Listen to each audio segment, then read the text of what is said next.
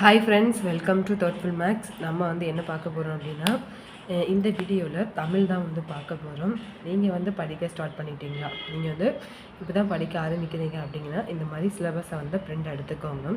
நம்ம ஒவ்வொரு டாபிக் முடிக்கும் போது அதை டிக் பண்ணிக்கோங்க. அப்போ தான் நமக்கும் எவ்வளோ படிச்சிருக்கோம் அப்படிங்கிறது தெரியும்.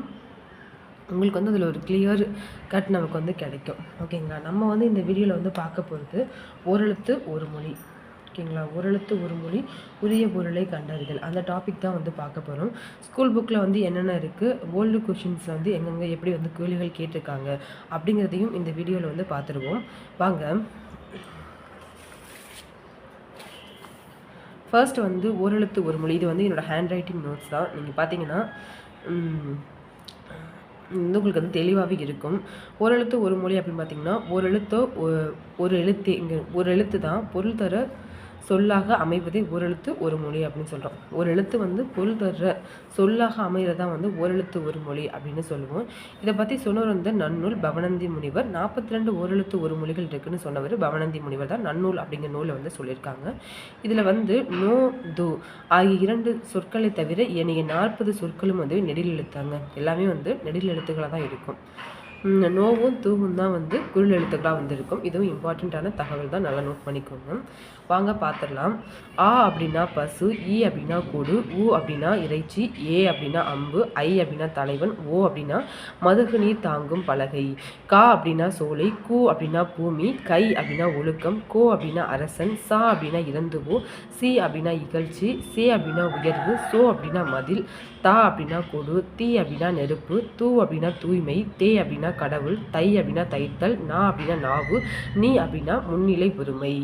அதே மாதிரி நோ அப்படின்னா அன்பு, நை அப்படின்னா இழிவு, நோ அப்படின்னா வறுமை, பா அப்படின்னா பாடல், பூ அப்படின்னா மலர், பே அப்படின்னா மேகம், பை அப்படின்னா இளமை, போ அப்படின்னா சொல், மா அப்படின்னா மாமரம், மீ அப்படின்னா வான், மூ அப்படின்னா மூப்பு, மே அப்படின்னா அன்பு, மை அப்படின்னா அஞ்சனம், மோ அப்படின்னா மூத்தல், யா அப்படின்னா அகலம், வா அப்படின்னா அழைத்தல், வி அப்படின்னா மலர், வை புல், வவ் அப்படிங்கிறது கவரும், நோ அப்படின்னா நோய், தூ அப்படின்னா உன். ஓகேங்களா? ப்ரீவியஸ் இயர் கொஷின்ஸில் எப்படி கேட்டிருக்காங்கன்னு பார்க்கலாம்.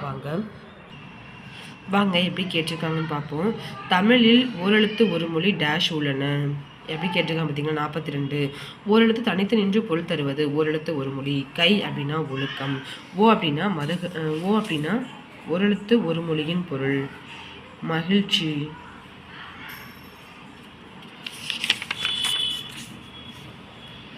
அரசனை குறிக்கும் ஓரெழுத்து ஒரு மொழி கு. தலைவனை குறிக்கும் ஓரெழுத்து ஒரு மொழி ஐ. ஓரெழுத்து ஒரு மொழி உரிய பொருளை கண்டறிக. மா அப்படின்னா விலங்கு. அதுக்கடுத்து பார்த்தீங்கன்னா ஒரு பொறுத்துக மாதிரி கேட்டிருக்காங்க. தா அப்படின்னா தாவுதல், கா அப்படின்னா சோலை, வே அப்படின்னா மறை, ஏ அப்படின்னா அம்பு. ஏ என்ற ஓரெழுத்து ஒரு மொழியின் பொருள் அம்பு. மா ஓரெழுத்து ஒரு மொழியின் பொருள் பெரிய. மா விலங்கு, பெரிய, நிறைய பொருள் வருவதுக்கு. தே ஓரெழுத்து ஒரு மொழிக்கு உரிய பொருளை தேர்ந்தெடு. தே அப்படின்னா கடவுள். சோ அப்படின்னா மதில். பூமி எனும் பொருள் தரும் ஓரெழுத்து ஒரு மொழியை தேர்க. கூ. பகை எனும் பொருள் தரும் ஓரெழுத்து ஒரு மொழியை தேர்க. தூ அப்படின்னா பகை. அதே மாதிரி மீ எனும் ஓரெழுத்து ஒரு மொழிக்குரிய பொருள் யாது? மேலே. மா எனும் ஓரெழுத்து ஒரு மொழிக்குரிய பொருள் பெரிய. மா அப்படிங்கிறது இம்பார்ட்டண்ட், அடிக்கடி கேட்டிருக்காங்க, பார்த்துக்கோங்க. நா அப்படின்னா நாவு. ஏ அப்படின்னா அம்பு. நா அப்படின்னா நாக்கு. ஏ அப்படின்னா அம்பு. பே அப்படின்னா மேகம். கை அப்படின்னா ஒழுக்கம். ஓ அப்படின்னா மதகுநீர் தாங்கும் பலகை. கோ அப்படின்னா மதில். ஓகே ஃப்ரெண்ட்ஸ், இது மாதிரியான கொஷின்ஸ் தான் கேட்பாங்க. உங்களுக்கு இந்த வீடியோ பிடிச்சிருந்துச்சு அப்படின்னா லைக் பண்ணுங்கள், ஷேர் பண்ணுங்கள், சப்ஸ்கிரைப் பண்ணுங்கள். Thank you friends.